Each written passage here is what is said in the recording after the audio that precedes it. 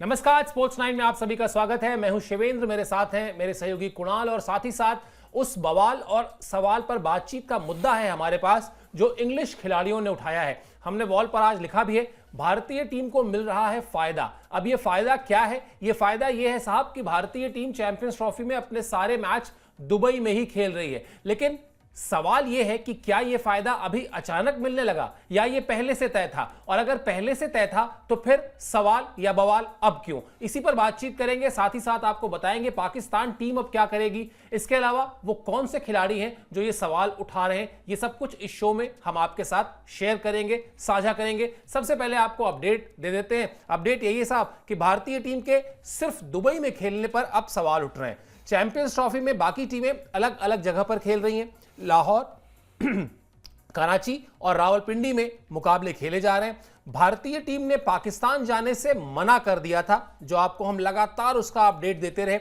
और जब उसको मना करने के बाद उसका जो रास्ता निकाला गया वो ये निकाला गया कि चूंकि आईसीसी ने पीसीबी को मेजबानी सौंपी थी चैंपियंस ट्रॉफी की, वो हाइब्रिड मॉडल का कॉन्सेप्ट एक बार फिर आया और ये तय हुआ कि हाइब्रिड मॉडल पर भारत के सभी मैच दुबई में खेले जाएंगे। इसको लेकर सहमति बनी ना सिर्फ आईसीसी में बल्कि बीसीसीआई और पीसीबी में, क्योंकि पीसीबी भी स्टेक होल्डर था होस्ट नेशन होने के नाते। और फिर फाइनली ये तय हुआ कि भारतीय टीम अपने सभी मैच दुबई में खेलेगी।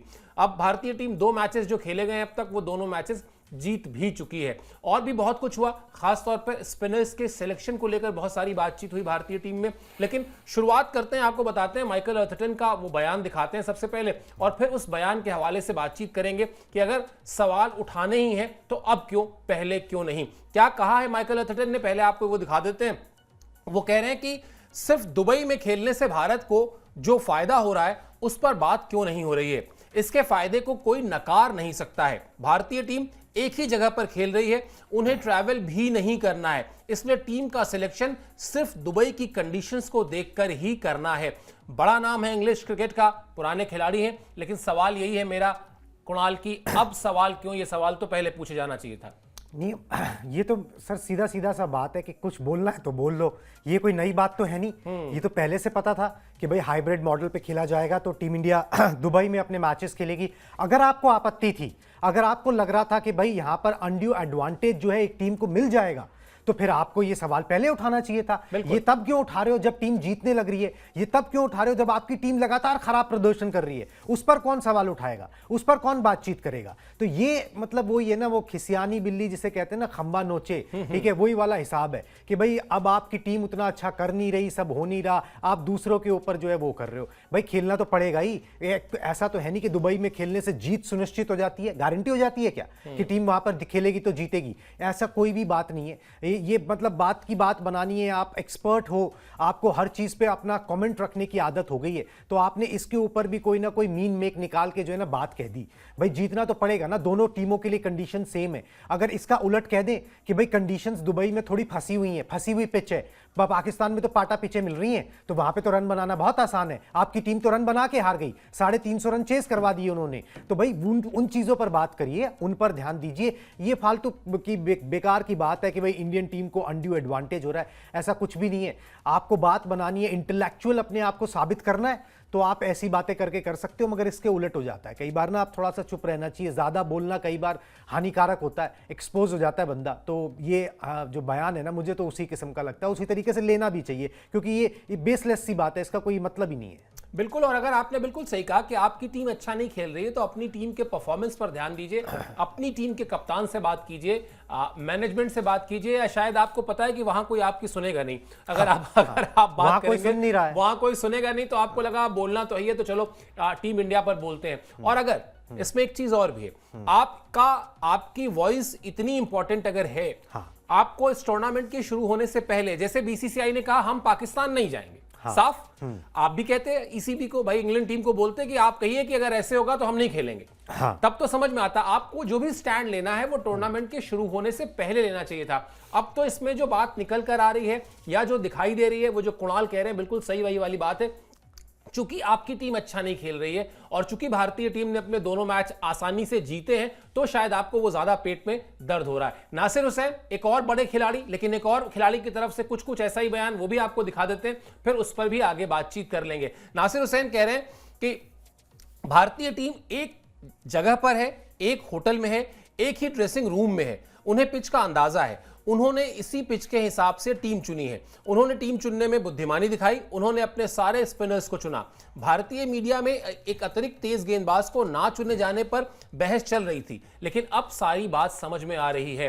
अरे भाई, तो ये काम तो इंग्लैंड ने भी किया। इंग्लैंड की टीम के फास्ट बॉलर इंजर्ड हुए, चैंपियंस ट्रॉफी से बाहर हुए, तो आप उनकी जगह पे रिप्लेसमेंट पर एक स्पिनर को लेकर आए।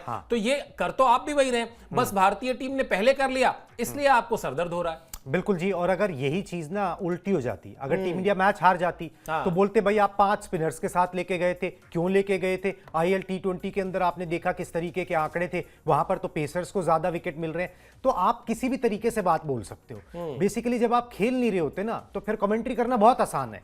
फिर तो उसमें तो कुछ जाता ही नहीं है ना, क्योंकि जो खेल रहा है उसको समझ आ रहा है कि वो क्या फेस कर रहा है। हैरानी की बात ये होती है कि इन लोगों ने बहुत क्रिकेट खेला हुआ है, उसके बाद इस तरीके की बातें बनाना ना थोड़ा ना चाइल्डिश लगता है, जिसे आप कहो। क्योंकि अगर भाई आप इंडियन दिग्गजों को उठा के देख लो, क्या आप युवराज सिंह, सहवाग, सचिन तेंदुलकर, कभी कोई ऐसा गैर जिम्मेदाराना बयान, वो भी किसी दूसरी कंट्री की टीम के लिए कोई देते हुए नजर आता है कि भाई इनको तो ये एडवांटेज हो रहा है, इन्होंने ये कर लिया, इन्होंने वो चाल चल ली, वो कर लिया? ये सब यही क्यों करते हैं?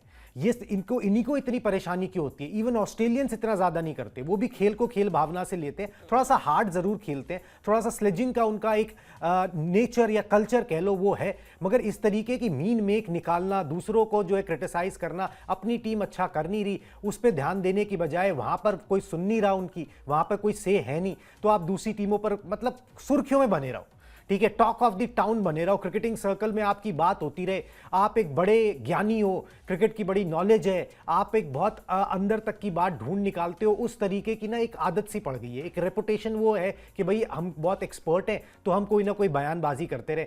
मगर ये मतलब ये सॉरी टू से, ये तो मतलब इंडिया के अंदर आप आ जाओगे ना, तो फिर जो गली मोहल्ले में जो बहुत पैशनेटली क्रिकेट को फॉलो करते हैं ना, वो भी ये बात बोल सकते हैं कि भाई 5 स्पिनर्स क्यों लेके गए थे, और आप समझ में आ गया कि 5 स्पिनर्स क्यों लेके गए हैं। जब जीत रहे हो तो समझ में आ गया, नहीं जीत रहे हो तो फिर क्यों लेके गए थे। ये तो बहुत आसान है ये बातें कहना, तो ये आदत है इनकी पुरानी और कोई नई नहीं है। बहुत मुद्दों के ऊपर ये इस तरीके की बयानबाजी दे चुके हैं और कई बार सुन भी चुके हैं। कुछ वसीम जाफर वगैरह इनको इनकी भाषा में जवाब दे भी देते हैं, वो हमने कई बार देखा है सोशल मीडिया पर।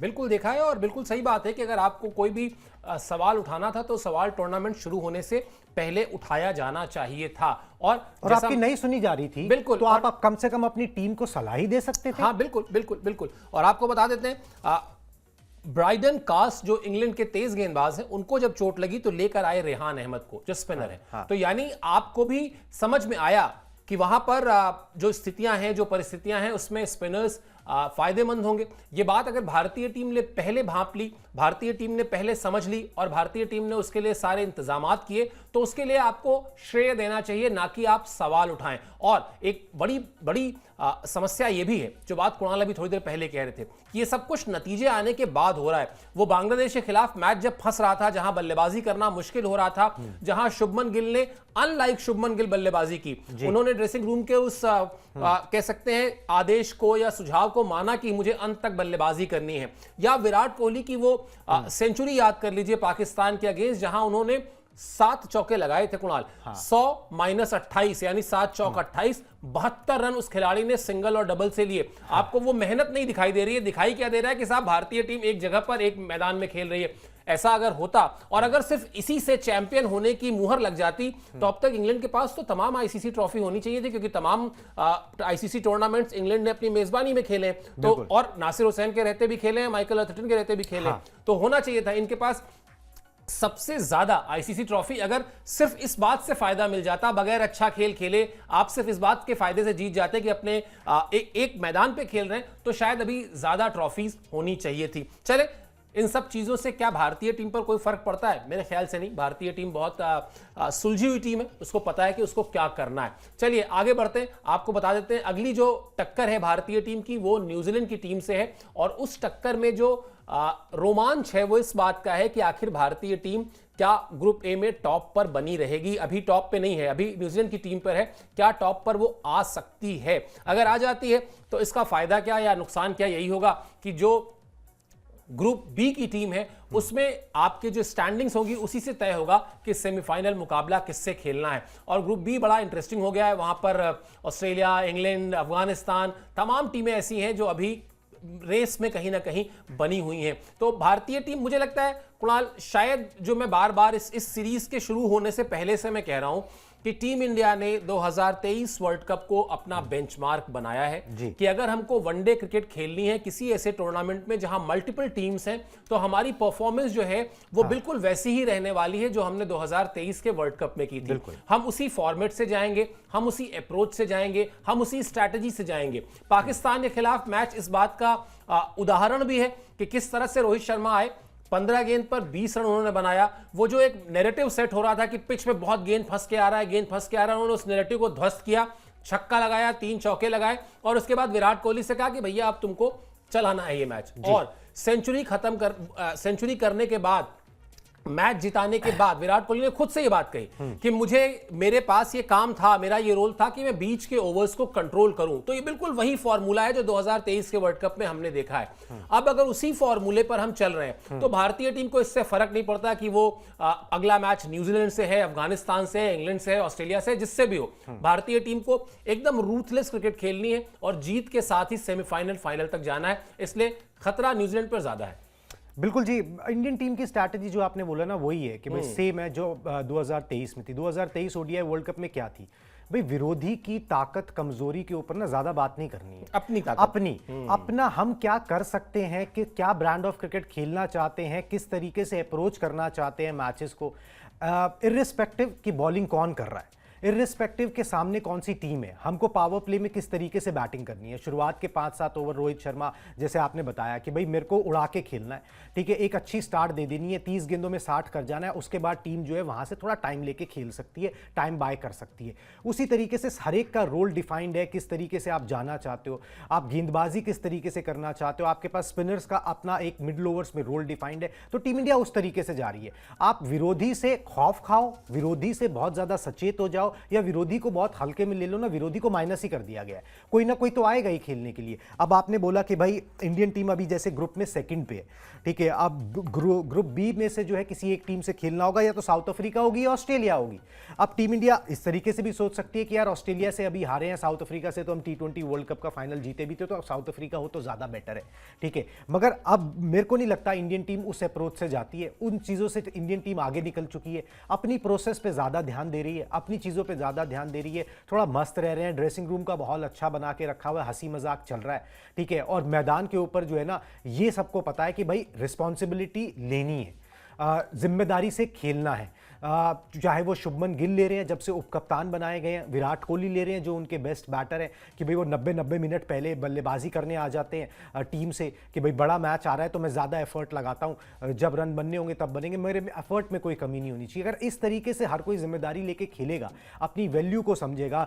हार्दिक पांड्या, कोई भी लीडरशिप रोल नहीं है उनके पास, मगर जब स्टेप अप करने का टाइम आता है तो करते हैं, ठीक है। वहां पर पाकिस्तान के खिलाफ करते हैं। तो ये होता है कि भाई आप एकजुट होकर खेल रहे हो, एक कॉमन कॉज के लिए खेल रहे हो कि हमको चैंपियंस ट्रॉफी जीतनी है। आप सामने जो भी आएगा, ठीक है, उसको देखा जाएगा और अपनी प्रोसेस जो है हमें वो करनी है। अब सामने जो मर्जी आता जाए उससे फर्क नहीं पड़ता है। अब अगर ऑस्ट्रेलिया के पास फ्रंट लाइन पेसर्स नहीं है तो नहीं है, उसमें हमारी कोई गलती नहीं। हम जिस तरीके से जाना चाहते हैं हम जाएंगे और मैचेस को उसी तरीके से कंप्लीट करेंगे। बिल्कुल, और यही स्ट्रैटेजी होनी भी चाहिए। चलिए जरा ग्रुप बी जो है उसकी गणित थोड़ा समझाते हैं। वहां पर बड़ा दिलचस्प समीकरण बना हुआ है, क्योंकि एक मैच जो है वहां बारिश की भेंट चढ़ गया और इसलिए भी थोड़ा सा वहां पर कहानी इंटरेस्टिंग हो गई है। रोमांचक है ग्रुप बी का गणित। ग्रुप बी में फिलहाल साउथ अफ्रीका टॉप पर है। साउथ अफ्रीका और ऑस्ट्रेलिया का मैच जो है वो बारिश की वजह से रद्द हो गया, तो अब उनके पास जो है उस मैच से सिर्फ एक पॉइंट आए। इसका फायदा हुआ या नुकसान ये बाद में समझ में आएगा जैसे जैसे टूर्नामेंट आगे बढ़ेगा।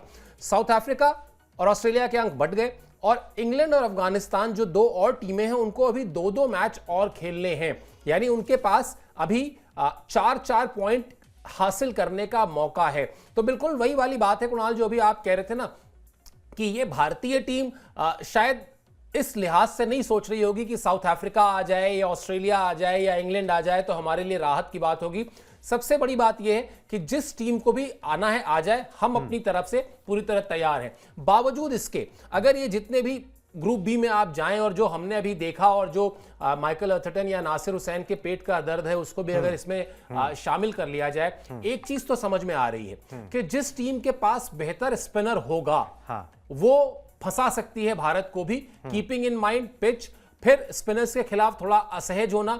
आपकी चॉइस क्या है? अगर मान लेते हैं 3 टीमें जो अभी रेस में हैं, ऑस्ट्रेलिया मान लें, साउथ अफ्रीका मान लें और इंग्लैंड मान लें, आपको लगता है कि भारतीय टीम इन तीनों ही टीमों में जो स्पिन डिपार्टमेंट है उसको लेके थोड़ा सतर्क रहने की जरूरत है, कोई भी आ जाए फिर सामने? सर देखो, अगर वैसे देखा जाए तो फिर आप ये देखोगे भाई हर एक के पास कोई बहुत ज्यादा स्पिनर्स नहीं है, एक स्पिनर्स के साथ ये टीमें खेलती हैं ज्यादातर पे। ठीक है, इंग्लैंड के आदिल रशीद ने परेशान किया, मगर वो क्या इतना इंपैक्ट डाल पाए कि आपको ओडीआई सीरीज हरा दी उन्होंने? ऐसा नहीं हुआ। ठीक है, ऑस्ट्रेलिया के पास आपके फ्रंटलाइन गेंदबाजी ही नहीं है। ठीक है, तो वो क्या उस तरीके से फंसा सकते हैं?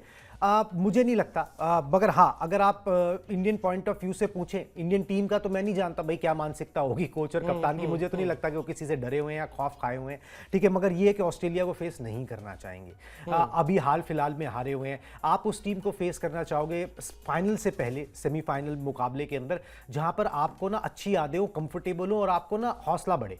आपने इंग्लैंड को हराया हुआ है, नो पॉइंट, आ जाए इंग्लैंड आ जाए। आपने साउथ अफ्रीका को हराया हुआ है, अब वो आ जाए। ऑस्ट्रेलिया आ जाएगी तो यू नेवर नो, कई बार ना थोड़ा माइंडसेट पे फर्क पड़ता है। तो वो चाहेंगे कि ऑस्ट्रेलिया ना हो, मगर हो भी जाए तो कोई बहुत बड़ा फर्क नहीं पड़ता। जिन कंडीशंस में इंडियन टीम खेल रही है वहां पर ये तीनों टीमें मुझे इंडियन टीम से हावी नजर नहीं आती, ना ऑन पेपर नजर आती हैं, ना प्रदर्शन में नजर आ रही हैं, और ना ही उनके पास वो फायर पावर नजर आ रही है। वो दिन किसी का भी हो सकता है। ठीक है, वो एक दिन जो था वो किसी का भी हो सकता है। वो मैक्सवेल का था उस दिन, नहीं तो अफगानिस्तान ने ऑलमोस्ट काम कर दिया था वर्ल्ड कप के अंदर। तो वो दिन किसी भी खिलाड़ी का हो सकता है, वो अपने दम पर खींच सकता है। मगर ऑन पेपर जो करंट फॉर्म चल रही है, अगर हम देखें तो ये टीमें चैलेंज करती हुई नजर नहीं आ रही। टीम इंडिया हॉट फेवरेट नजर आ रही है, जिन कंडीशंस में वो खेल रही है, जो जिस तरीके का क्रिकेट खेल रही है, जो टीम उनके पास है, जिस तरीके से खिलाड़ी सारे रिएक्ट कर रहे हैं, इनमें से कोई भी टीम आ जाए कोई फर्क पड़ने वाला नहीं है, अनटिल अनलेस आपका दिन उस दिन बहुत ही ज्यादा खराब हो। बिल्कुल, और वैसे भी भारतीय क्रिकेट फैन तो जिस तरह का रोमांच चाहते हैं उसमें भले ही आप कह रहे हैं कि ऑस्ट्रेलिया से थोड़ा बचना चाहेंगे, लेकिन भारतीय फैंस हो सकता है कहें कि नहीं नहीं ऑस्ट्रेलिया ही आए फाइनल में, ऑस्ट्रेलिया को ही फाइनल में करना, सेमीफाइनल में नहीं। ताकि वो जो 2023 की कड़वी यादें हैं उन यादों पर थोड़ा सा और मरहम लगे और ऑस्ट्रेलिया को हराया जाए। फ्रंट लाइन बॉलर्स नहीं है उसके पास, स्पिनर्स भी ऐसा कोई बहुत हाहाकारी डिपार्टमेंट नहीं है उनका। हाँ, एडम जैम्पा हैं, ग्लेन मैक्सवेल थोड़ा बहुत हाथ घुमाते हैं, लेकिन फिर भारतीय टीम कहीं ज्यादा बेहतर, कहीं ज्यादा संतुलित और कहीं ज्यादा जो बात अभी आपने कही ना कि स्टेप अप कर रहे हैं खिलाड़ी। आप सोचिए, मैं तो अभी तक ये नहीं समझ पा रहा हूं कि पाकिस्तान के खिलाफ रोहित शर्मा ये सोच के नहीं गए रहे होंगे कि टॉस चला जाएगा, टॉस चला गया, फिर अपने आप को उन्होंने समझाया होगा नहीं कोई बात नहीं, टॉस चला गया हम अच्छा खेलेंगे। फिर ये तो नहीं सोचा होगा ना कि शुरुआत के 5-6 ओवर में ही मोहम्मद शमी बाहर चले जाएंगे और आपको अपने फर्स्ट चेंज बॉलर को, जिसको आपको गेंद देनी थी, कम से कम 12 ओवर बाद या 10 ओवर बाद उसको लाना पड़ेगा। लेकिन ये सब करने के बाद भी भारत की जीत का जो अंतर है वो 6 विकेट का है। यानी अभी अगर बहुत ज्यादा रन बना भी दिए होते, 25-30 रन पाकिस्तान की टीम ने, तो भी कोई फर्क नहीं पड़ने वाला था। तो भारतीय टीम शायद जिस तरह की तैयारियां, जिस तरह की प्रोसेस उसने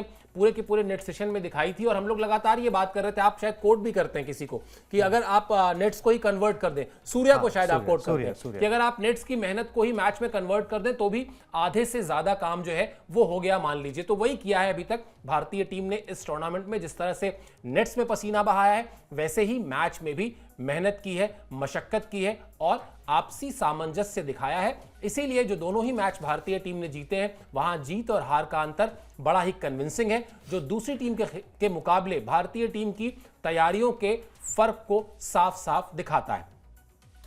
अब चलिए पाकिस्तान की बात कर लेते हैं। भाई मेजबान टीम है और भले ही खिताब की रेस से बाहर हो चुकी है, लेकिन जो थोड़ी बहुत इज्जत अब रह गई है पाकिस्तान की टीम के पास बचाने के लिए, वो यही रह गई है कि ग्रुप में, पॉइंट टेबल में कम से कम आखिरी नंबर पर ना आए। पाकिस्तान की टीम का क्या अपडेट है दिखा दीजिए। पाकिस्तान की टीम का आज जो है वो नेट सेशन है। रावलपिंडी क्रिकेट स्टेडियम में पाकिस्तान की प्रैक्टिस है। गुरुवार को बांग्लादेश के खिलाफ आखिरी मैच है चैंपियंस ट्रॉफी का। ग्रुप ए की पॉइंट टेबल में फिलहाल पाकिस्तान आखिरी पायदान पर है। ये बताते हुए मुझे ही अफसोस हो रहा है, पता नहीं वहां के फैंस को पढ़ने, सुनने और जानने में कितना हो रहा होगा। पाकिस्तान को अपनी मेजबानी में पहली जीत का इंतजार है, क्योंकि पाकिस्तान की टीम ने जो अपने देश में मैच खेला था वो गंवा चुकी है न्यूजीलैंड से। उसके बाद दुबई गई थी वो टीम भारत के खिलाफ, वहां भी हार कर आ गई। अब तीसरा मैच जो है वो बांग्लादेश के खिलाफ है। कम से कम यही एक उम्मीद कह लें आप, अब यही चाहेंगे कि थोड़ी बहुत जो साख है ये मैच जीता जाए और कम से कम पॉइंट टेबल में लास्ट पायदान पर फिनिश ना हो। वैसे ओवरऑल अगर देखें कुणाल, ये जो हार हुई चैंपियंस ट्रॉफी में, यानी 19 तारीख को आप अपना पहला मैच खेलते हैं और 23 तारीख को आप टूर्नामेंट में दूसरा मैच खेलते हैं, आप हार जाते हैं और 24 तारीख को जब आप घर पहुंचते हैं तो पता चलता है कि आप इस टूर्नामेंट से बाहर हो चुके हैं। अब इसके जो साइड इफेक्ट्स हैं, मतलब जैसे होता है ना, आप कोई बड़ी कड़वी दवा खा लें उसके साइड इफेक्ट आते हैं साथ में, वैसे इसके साइड इफेक्ट देखिए क्या क्या है। पाकिस्तान क्रिकेट जो अपने आप में एक ब्रांड है, कल इस पर हमने शो भी किया था, इस पर बड़ी चर्चा भी हो रही थी। अब क्या उसको स्पॉन्सर मिलेगा? अगर आपको पैसा लगाना है, आप जाएंगे, अगर कोई आपके पास आएगा पीसीबी से, उनकी मार्केटिंग कमेटी से कि साहब ये हमारी पाकिस्तान की टीम है और बड़ा हम वर्ल्ड चैंपियन रहे हैं, ये हमारी परफॉर्मेंस है, तो आप पैसा लगाने से पहले कहेंगे नहीं कि भैया पिछले 5 या 6 आईसीसी के टूर्नामेंट में एक टूर्नामेंट है जहां बड़ी किस्मत से आप फाइनल तक पहुंच गए थे, वरना आप दूर दूर तक कभी खिताब के आसपास नहीं पहुंचे। मेरे पास और एवेन्यूज हैं, मेरे पास और सारी चीजें हैं, मैं किसी और चीज में स्पॉन्सरशिप दे दूंगा, पैसा नहीं दूंगा पाकिस्तान क्रिकेट बोर्ड को। और उसके अलावा ये जो अब स्टेडियम्स खाली रहने वाले हैं, क्योंकि अब जब अपनी टीम ही नहीं खेल रही है तो कौन जाएगा देखने वहां पर, कौन सा पाकिस्तानी फैन जा रहा है वहां पर मैच देखने के लिए? वही हो जाएगा बेगानी शादी में अब्दुल्ला दीवाने टाइप वाला मामला है। कितना नुकसान है, मतलब अपनी साख के अलावा आर्थिक, पाकिस्तान क्रिकेट बोर्ड के लिए? देखिए नुकसान तो होगा, नुकसान तो होगा। और अब आपको ना देखिए जो एमएनसीज हैं बेसिकली उनसे अगर आपको स्पॉन्सरशिप लेनी है तो दे विल बार्गेन हार्ड। जैसे एक खिलाड़ी के साथ होता है कि भाई उसकी एक मार्केट वैल्यू होती है, विराट कोहली की एक मार्केट वैल्यू है। अब उस मार्केट वैल्यू को वो जो कॉर्पोरेट होते हैं वो किसी तरह जज करते हैं, उनके तरीके होते हैं अपना जज करने के, और फिर कहते हैं कि भाई हम आपको एक ऐड के इतने ऑफर कर सकते हैं, या एक एडवर्टीजमेंट के या हमारे ब्रांड एंडोर्स करने के इतने ऑफर कर सकते हैं। वैसे एक टीम की भी ब्रांड वैल्यू होती है कि वो टीम कैसा कर रही है, टीम हार रही है, टीम जीत रही है, उस पर डिपेंड करता है। फिर आपको उस तरीके से स्पॉन्सर्स मिलते हैं। और स्पॉन्सर आपको क्यों मिल रहे हैं? इसलिए मिल रहे हैं क्योंकि जनता वो स्पोर्ट्स देख रही है, जनता उसको फॉलो कर रही है, जनता उसमें अपने स्टार्स ढूंढती है, उनसे इन्फ्लुएंस होती है, वो जो कहते हैं, वो जो टीम जो करती है उसका इंपैक्ट उन पे पड़ता है। इसलिए आपको जो है ब्रांड्स आपके साथ जुड़ना चाहते हैं। मगर जब जनता आपसे फ्रस्ट्रेट हो जाए, जब वो जनता आपसे इरिटेट हो जाए कि भाई आप तो हारे जा रहे हो, आप कुछ कर नहीं रहे, आपकी क्रिकेट पुरानी हो चुकी है, नेगेटिव माहौल हो जाए, तो फिर आपको नुकसान तो होगा ही। बेशक आप पीसीबी जो है वो अपने लोकल स्पॉन्सर्स तो सरकार की जो पैरवी या सरकार के दबाव से ले आएगी, मगर ये कि नुकसान तो है, क्रिकेट इससे आगे नहीं जाएगा। इमरान खान ने तो जेल से बोल दिया कि भाई क्रिकेट नष्ट हो जाएगा जिस तरीके से खेला जा रहा है। वहाँ पर जितने एक्सपर्ट्स हैं, जितने सब लोग हैं, वो सब लोग हाय तौबा मचा रहे हैं और ये बोल रहे हैं कि ये हाय तौबा कोई नई नहीं है, ये हाय तौबा हम पिछले 2 साल में कितनी बार मचा चुके हैं, ये देख लो। ठीक है, उसके बाद भी चीज़ें जो है वो बदलती नहीं हैं, घुमा फिरा के वही सब चीज़ें जो है वो सामने आ जाती हैं। तो पाकिस्तान क्रिकेट के लिए मुश्किल वक्त है और ये मुश्किल वक्त ख़त्म नहीं हो रहा। पहले आयोजन में दिक्कतें आईं, फिर उसके बाद अपनी जो साख थी कि भैया हम तो सब कुछ यहीं खेलेंगे, नहीं तो नहीं खेलेंगे, वो चली गई, हाइब्रिड मॉडल पे उनको खेलना ही पड़ा।